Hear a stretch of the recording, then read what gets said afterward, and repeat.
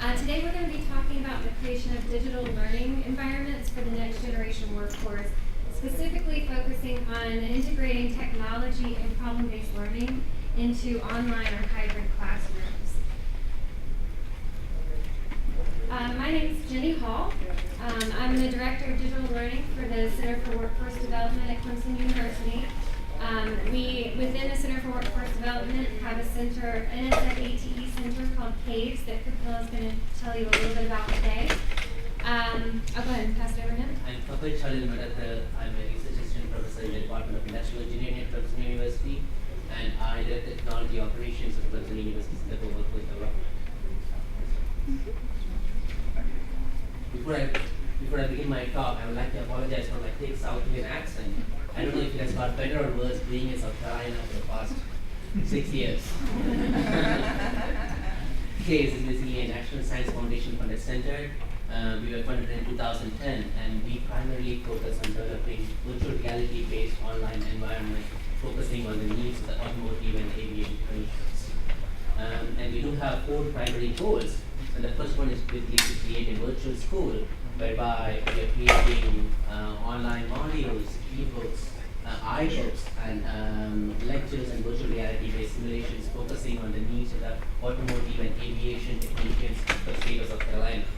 And we do basically have mechanisms to disseminate this content to a wider population. We will have a portal where we will be discussing more about this portal as we go along.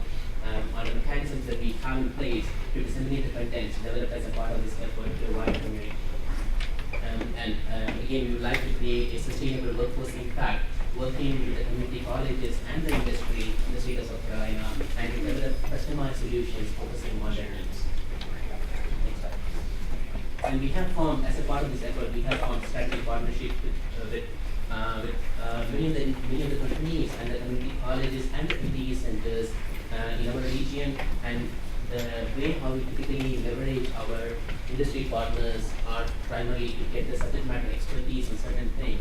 On specific, what we are really good at is to create virtual reality-based simulations, and what we typically do is that working with the industry and with the community colleges, we identify specific simulations and specific case studies that can be used, that can be incorporated in the virtual reality-based simulation to enhance the student outcomes.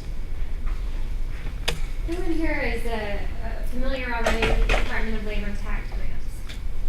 A little bit. Anybody have a Department of Labor tax grant?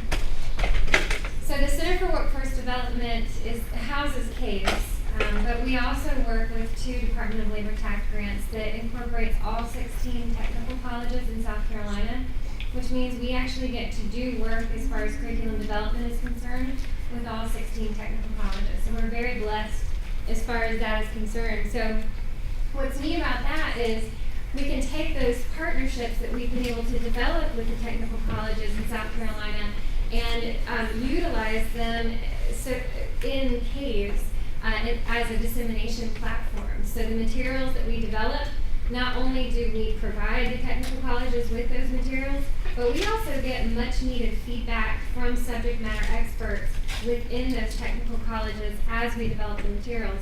Because Clemson does not actually teach this curriculum. Through CAVES, we're developing it and then hopefully providing it to many other technical colleges throughout the country, but right now within South Carolina and in our local industry as well. So briefly, we'll just kind of tell you about our courses and our certificates that we currently have. What we want to emphasize is that this is where we started, and we're really excited that we plan on growing this effort over the next few years. Where we are now is we have developed an AMPA, or Advanced Manufacturing Production Associate program, and it includes those courses that you see listed there. If you're familiar with the Manufacturing Skills Standards Council Certification Exam, or MSSC, then those might look a little familiar. The courses that we developed are specifically aligned with the courses and competencies required for that MSSC certificate. And the idea there is to provide students with the opportunity to attain those industry-recognized certifications so that they would then be very competitive when they enter the workforce. The other one that you see there is the Automotive and Aviation That includes our basic electricity, some engines, and you'll see the curriculum that we've developed for these courses. You'll also see some of the virtual reality that's been developed for these courses, and some problem-based learning that we are now using as a new idea to integrate into these courses.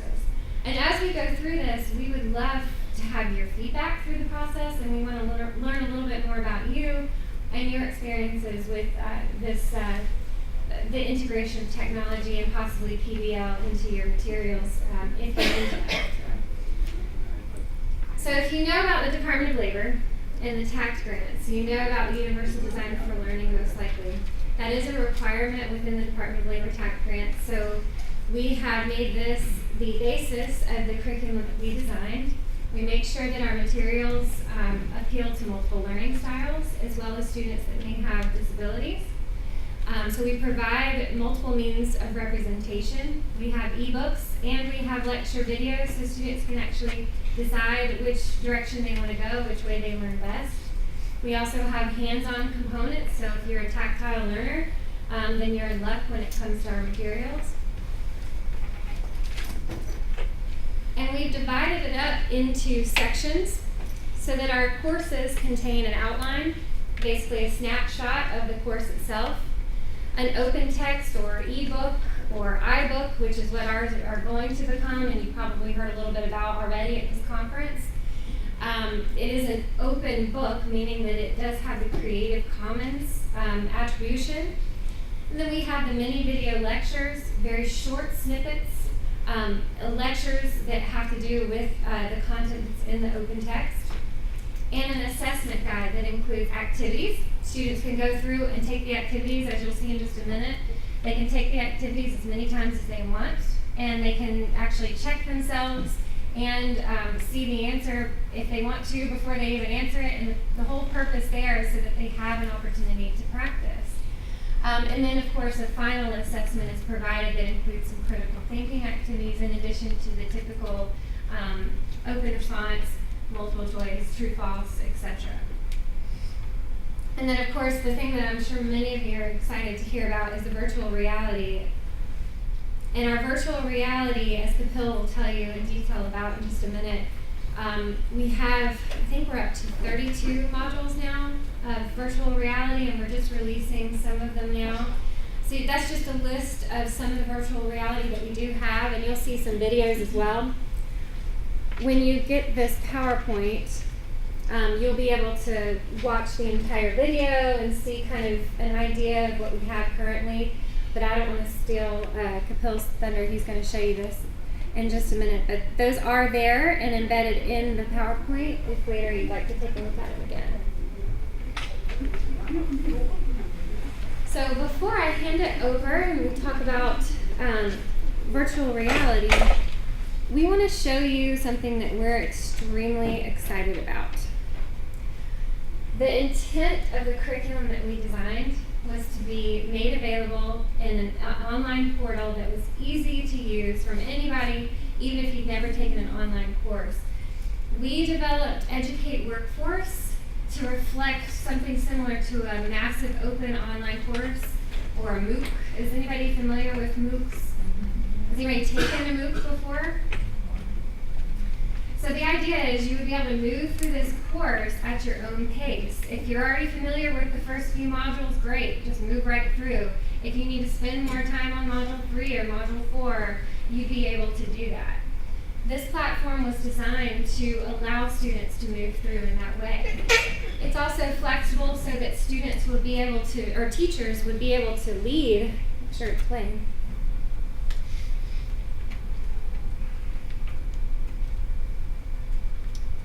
Not actually playing. We'll give it a minute. I can take you into the actual portal if I need to. Let's see. Okay.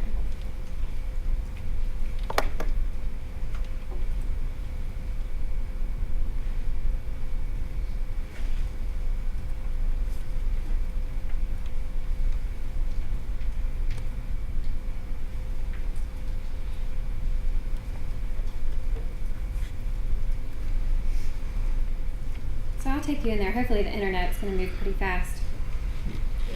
Yeah, I know, we haven't had much luck with that this time.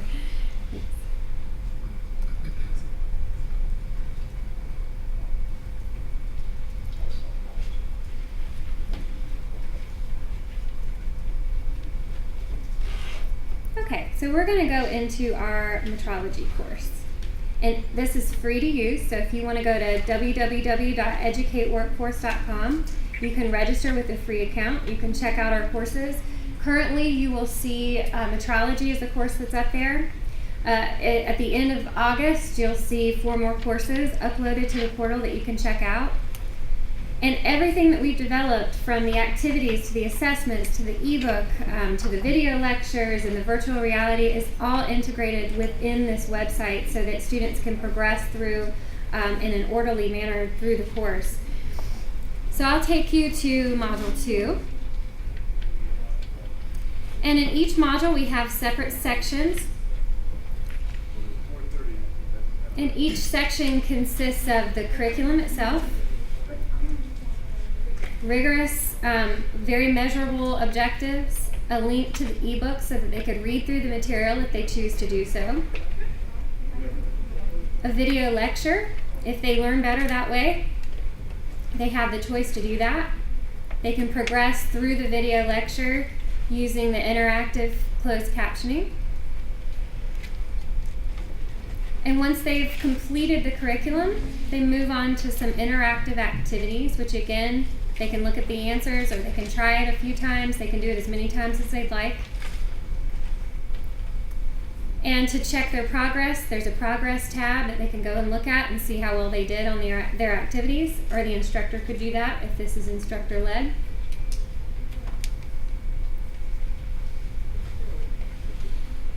All this is available for anybody to use today? Yes.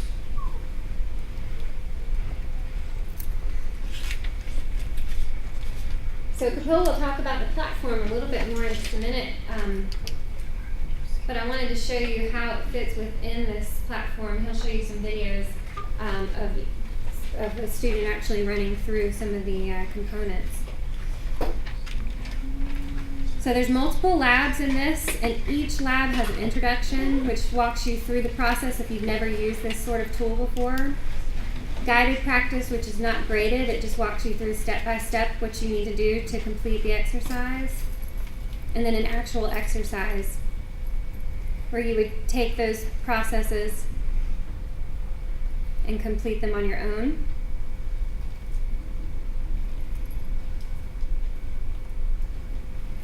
You can zoom in. We have a calculator that's provided right there so you don't have to leave. There's no excuses. I forgot my calculator at home. And then at the end of each course, or each module, there's a summary and an assessment, and then there's an end of course exam as well for students to take that also includes critical thinking components. So you're going to see in a little bit more detail from Kapil right now how the virtual reality was made and some new things that we're starting on now. Talking about the modules that we created as a part of this effort, what we really identified was that we have been creating a lot of virtual reality-based modules, but these VR-based modules are not aligning in a fashion by which instructors could use it.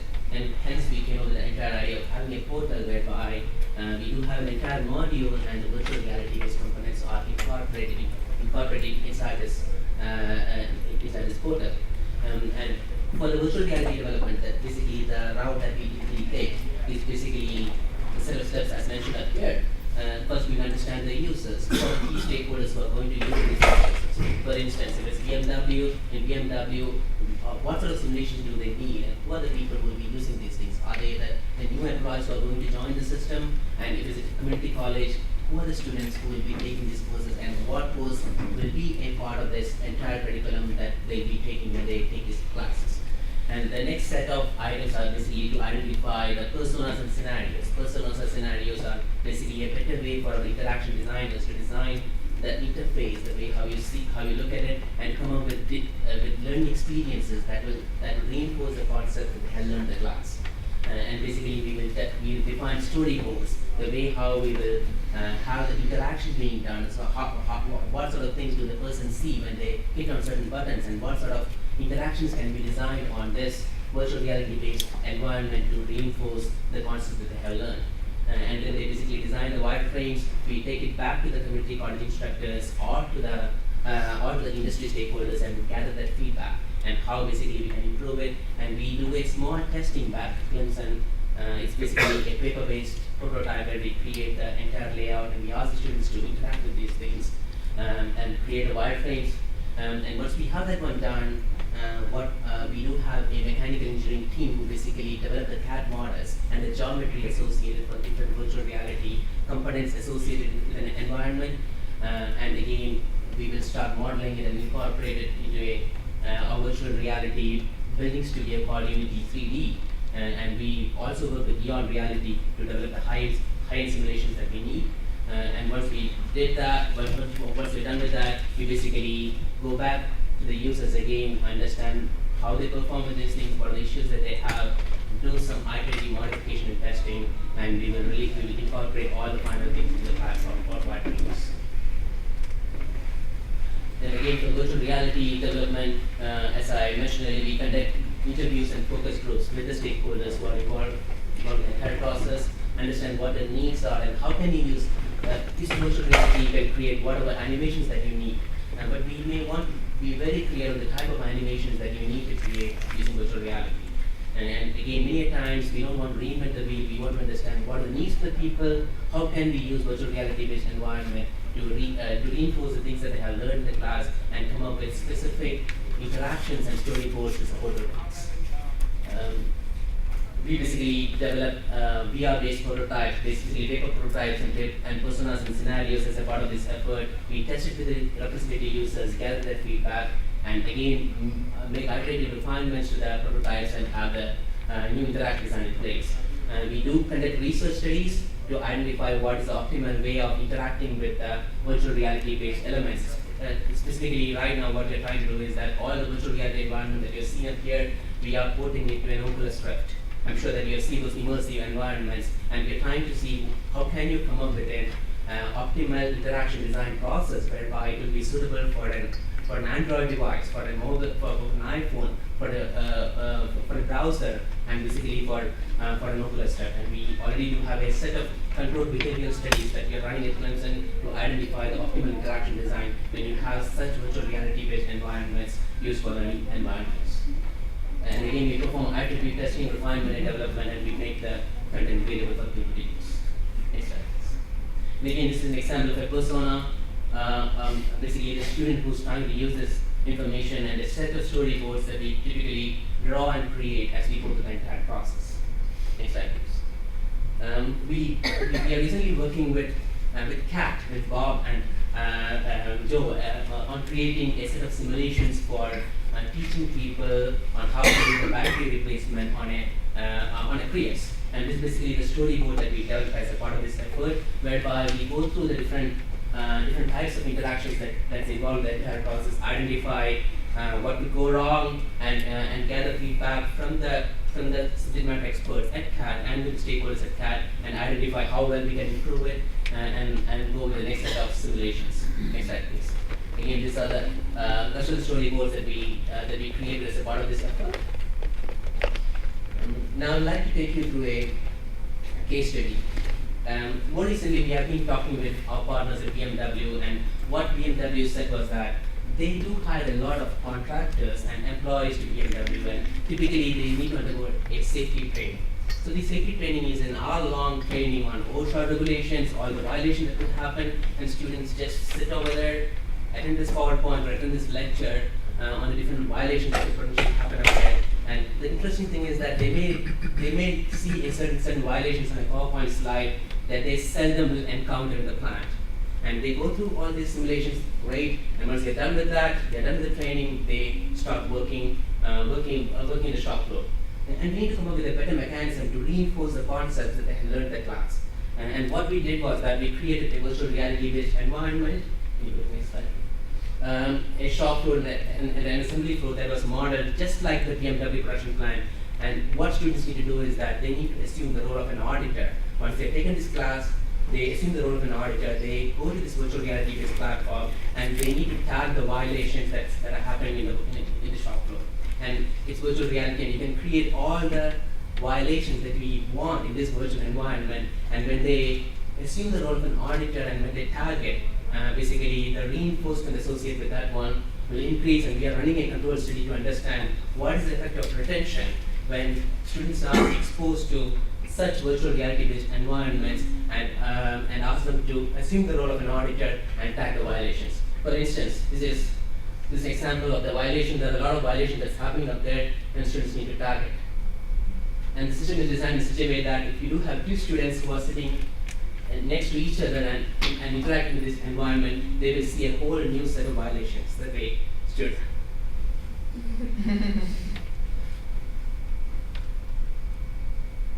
And again, people are not wearing the harness belt, and all the typical violations that we typically have over here. This was a beta prototype that we had, and it's in a much better shape with a lot of violations incorporated into the system as a part of this effort.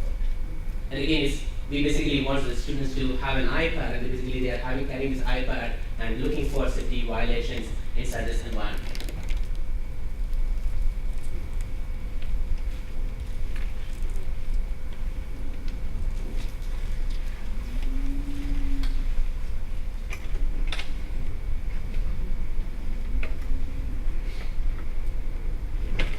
We have been leveraging upon the principles of gamification and other user interaction techniques into this environment when we design this learning experience.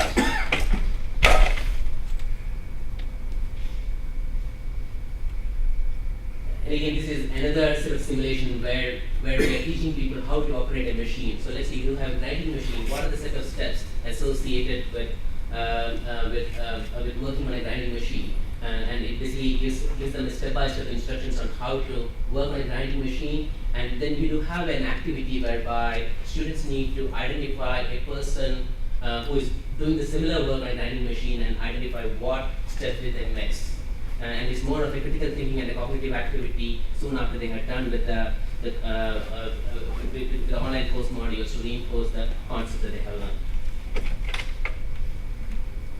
This is one of the electric vehicles that we created with that. It's just in the modeling phase, and right now we do have all the storyboards and scenarios are primarily focused on the safety and basically removing, installing and uninstalling the batteries inside a hybrid vehicle. We are right now in the process of building the entire simulation as such. The simulation will have 3 phases, whereby the first phase, it will tell people how it needs to be done. The second phase will be an activity whereby a mechanic will be doing the operation up here, and students need to identify what operation that they missed.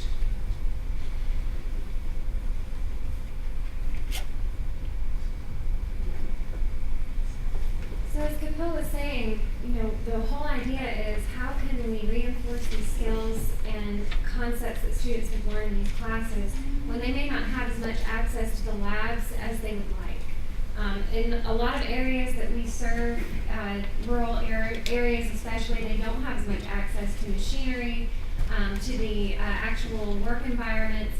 So we're not trying to replace that lab time and that hands-on time. We're trying to provide them with more practice opportunities so that when they do enter those labs, it's a more valuable experience. They already know what to expect and how to perform.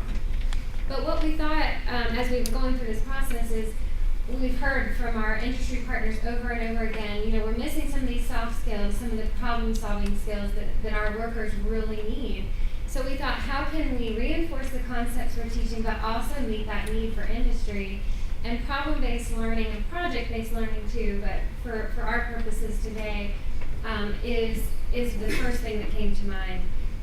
It has not been tested in an online format, so that's something that we'll be talking about today and that we will be testing in the near future. So just a quick definition of problem-based learning. There's some keywords that go along with this form of instruction. Higher order cognitive skills is something that it addresses. It's self-directed from the student perspective. The student directs their own learning. The instructor acts like a facilitator. is there to answer questions, direct when needed, but more as a support resource. It's very collaborative. You usually have teams of 4 or more in these situations. And it helps the students to master those course-related concepts, but in doing so, they also are practicing these key problem-solving skills as they work through the process.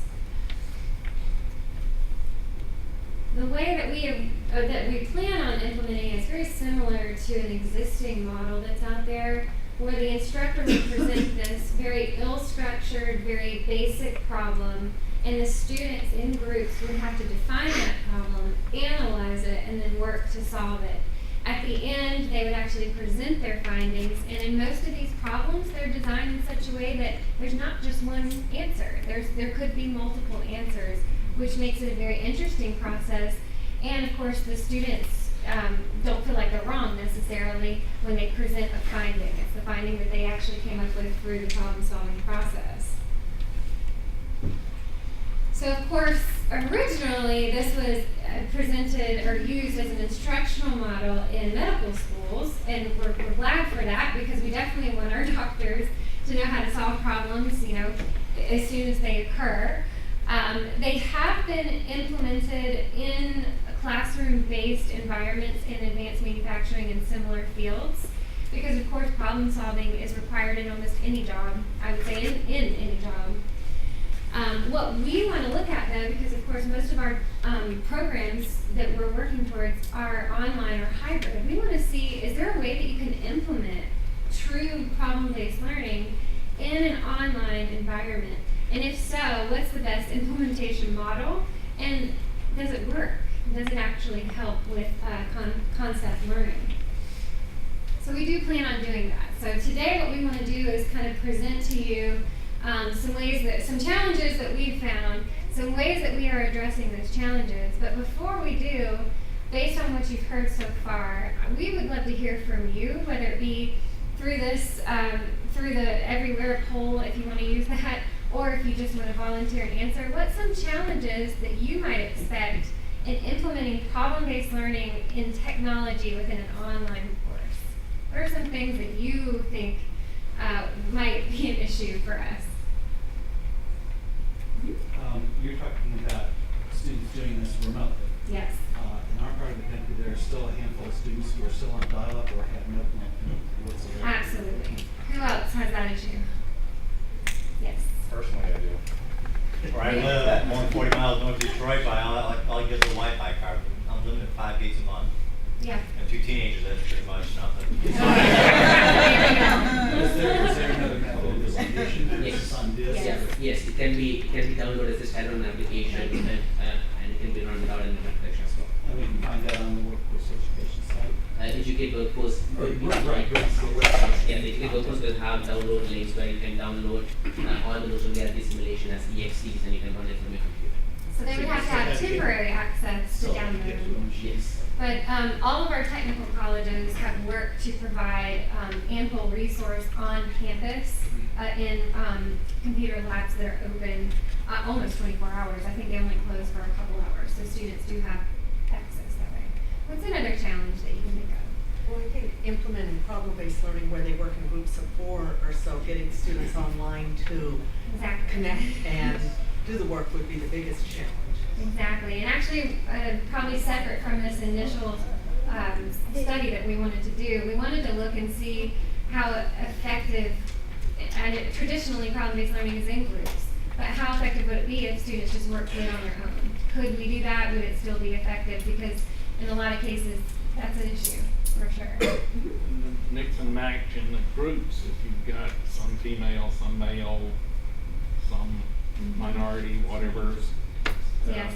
Trying to get a good group content going can be very difficult. Definitely. Getting the groups, everyone in the group to work together. Usually, when you do group activities, you have 1 or 2 people that do all the work, and everybody else just Yes. slides in on their Exactly. efforts. And that's in person, so in an online environment, however they're choosing to collaborate, that would be exacerbated even more so. I was just saying, additional computer configuration problems with either a different version, I don't know if you use Flash Player or someone's on a Mac versus an IBM, and the difference. I think Bill can actually address that. Yes, we have tested this system across multiple operating systems and multiple devices, and it works pretty well in multiple OSs. So you should not have a problem with the hardware and other specifications. It runs within the project. Yes, it does. So it's basically a So plugin the that OS we have. Yes. So, but you do have a plugin for every operating system. So for Mac, you do have a plugin, and for Windows, you have it. And we are in the testing phase now, so that's why we want you to use it. You know, if you do find any issues, we do want your feedback, so you have our information. Mhm. How do you authenticate usage if my good friend who's worked in the industry forever is not taking my course? Do you wanna- I'm sorry, what is that? Can you say How do you authenticate the students? Right now, the way anyone can register into the portal, and can you just go back to the portal? Right now, we are doing a testing, a pilot testing with the Clemson University students, and we do have an authentication system set up with the Clemson login. So we do have a Clemson ID. Basically, you can use the Clemson ID and password, log into the system, and it will return you a yes or a no, just based on. Can you just log out of the system? And right now, it is being done through Shibboleth login. You can hit login Clemson credentials, and we are right now in the process of incorporating the similar system with the other technical colleges and other entities who are trying to partner with us. That way, we do have a reporting system that's consistent with their usernames in their community colleges. So at the end of the day, if you want to draw a report on how a student performed in certain courses, we'll be able to use that information to generate the reports. And it's important to note too that we don't track the records, we don't track the students. It's not set up, it's not meant to do that. However, if a technical college or another partner did want us to run it that way where there was an instructor, we could do that. But it's set up so that students can kind of run through it at their own pace and then take the exam. The system is completely compatible with hooking up to multiple systems, multiple entities to gather, to basically do that authentication to make sure that the person is the right person from the right entity. Oops. Okay, so what we want to show you today is how we try to overcome some of these challenges. And the main way is how do we integrate it into an online setting? Because normally you would get a sheet paper and the instructor that would be your problem, and then they would just facilitate the process of you walking through that problem solving process. So here's some of the ideas that we have so far and have integrated into our virtual reality. This is the lockout tagout process, and they would have gone through the curriculum, they would know some of the basic steps, and they would watch the worker go through that process, and every time that they go through it, it's going to be different.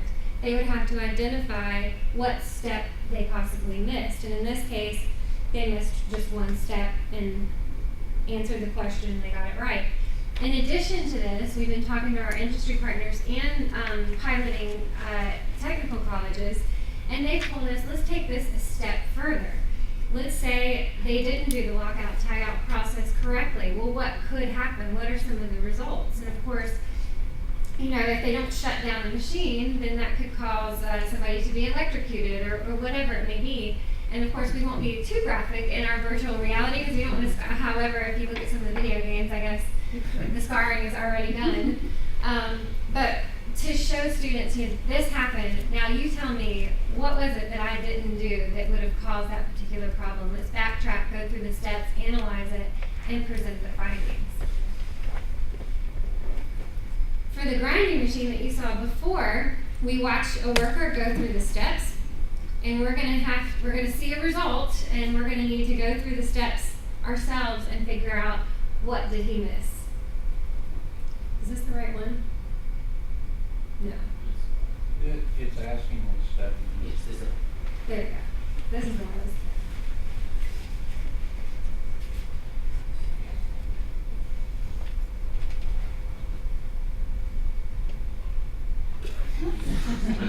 So obviously we wouldn't want that to happen in an actual lab. So this is something that an instructor would do before they took them into the lab.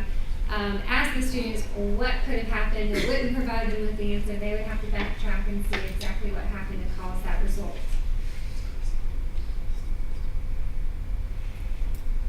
And in another situation, we might have clanging or sounds, banging, whatever it may be. You may smell smoke or you may smell another fume of some sort.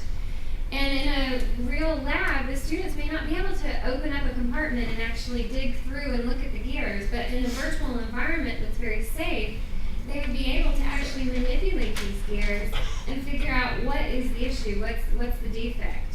So this is just another example of how we've been This working. is just a work in progress. We are trying to come up with a scenario whereby you do have a piece, a workpiece has got a lot of defects, and students need to identify what went wrong with the machine to have such a defect.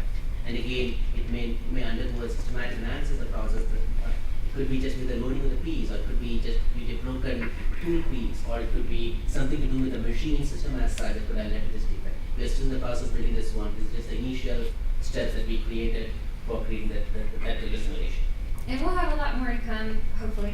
We are submitting a targeted research proposal to do some research on this and to build more problem-based learning into these courses and actually pilot within some of our technical colleges. So hopefully next year we'll be able to share those results so we can piggyback off of this and show you kind of where we've gone.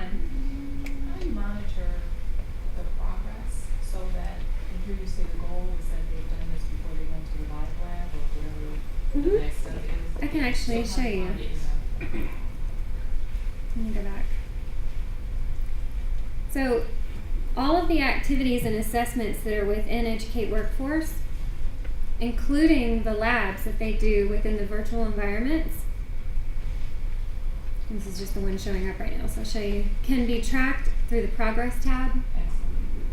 And it's very clear. It gives you, the first part gives you kind of overall look at how the student is doing. Internet's pretty slow, but it'll get there eventually. And then when you scroll down, you can actually, and this is a student version, you would see red marks here telling you how well they did. Okay. And all this information is available for an instructor to evaluate how a student performed, and there's a whole different portal, and there's a whole Yes, different the instructor has a dashboard. Yes, so they yes, can yes, monitor. yes. So this is just for the students, and let's say if a student is going through a set of courses and if they leave at module number 2, basically once they log in the very next time, it will take you to that particular module and they will start from there. Yes. Have you thought about maybe accessing some of the OSHA documents? I know you have business persons at companies who are helping you, but to get some of the unusual things, maybe not the safe things that you want to incorporate. You raise a very good question. Yes, we have gone to the OSHA's website, and they basically they have this. I forgot the Susan Wood grant that's given by OSHA to develop instructional materials focusing on safety, and they do have a set of items that has been developed in that portal, and we are looking at those materials to see how well we can take through the courses, and it's available for public use, and helping we use those things to create simulations to enhance the content that we already have. And that's a very good point. Yeah, it's really important to us because it does take some time, as Kapil has mentioned, and you saw through that process, it takes time to develop this. So, it could be that by the time we get it finished, what the information that we had and the reason why we decided to do it is not relevant anymore, so we might have to tweak it to make sure that it is relevant. So that is something that we continually follow up with to make sure, and I'll take it to technical colleges and they'll say, that piece isn't right, that doesn't look right, that doesn't fit with the tools we're using. So we go back, fix it, make sure that it's something that they can actually use in their classroom. Yes. Could I, since you mentioned that, could I ask, since you're using the Unity 3D engine, how many people do you have involved in actually constructing the module, and how long does it typically take?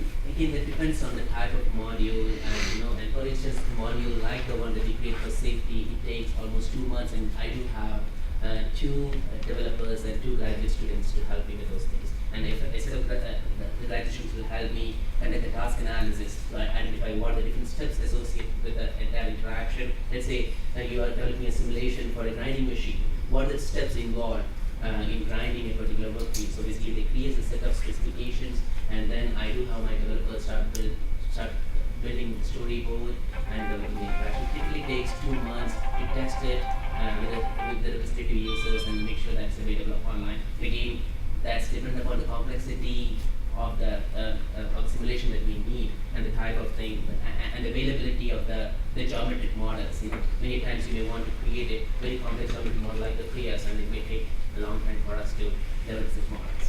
Do the developers Yes, do the yes. coding in Yes. Unity? Yes, and we use Python to do our code. I see. And the educated workforce is primarily running on Python and Django service.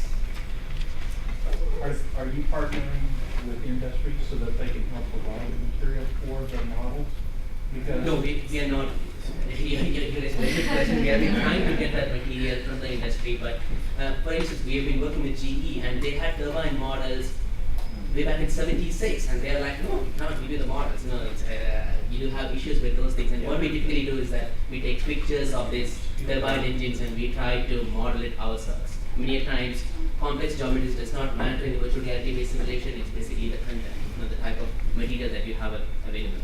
And then, correct me if I'm wrong, but to brag on them a little bit, the BMW environment, the safety environment that you walk through, they weren't even allowed to take pictures. They had to go in there, look at the environment, and from memory try to create this model. So they're pretty incredible. We're lucky to have them.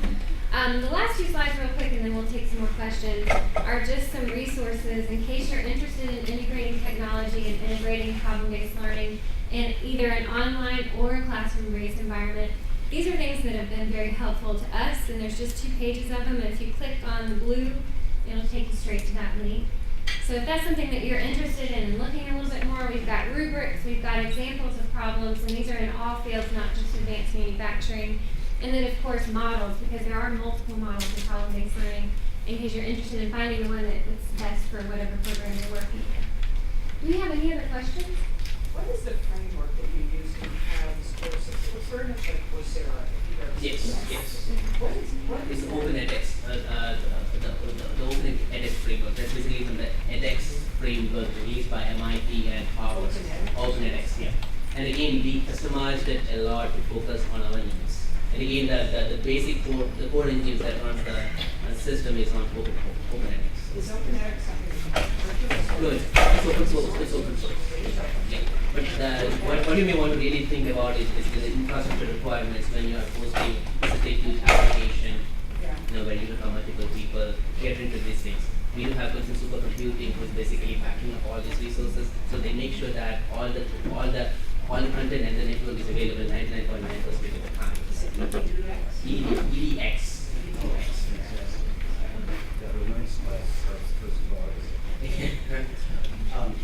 The version of Unity Yes, you yes. are you seeing a free version and paid version? Yes. Which one did you use? We basically use the educational version for developing these things, but we do have a professional version as well. And again, yes, no, it's like $1,500. That's a question for you.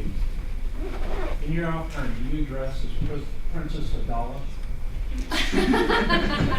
You do look like Natalie Portman. She's my somehow long distance relative. I have no idea. No idea. I should, for Halloween, that should be my costume. You didn't sound like her. You probably covered this. Okay, so I'm not automotive, but I know the technology. So when you said educate the workforce, anyone can use it, but can you post stuff to it? Or, I mean, you know, you see what I'm saying? Or we can. That's something we can talk about, but I'll, just for everybody, we are working with the Department of Labor, and they're developing curriculum, and we're gonna be taking that curriculum and posting it on there as well. We also have partnering ATE centers that want to post their materials there as well, so that's something that we can do, definitely. I was just curious, I don't Yeah. understand, you know, Right. but if I had something. In the future, we would like to make it so that you could upload it and do it yourself. Currently, where we are now, they just come to us. Yes. Well, thank you so much. Thank you. We appreciate it.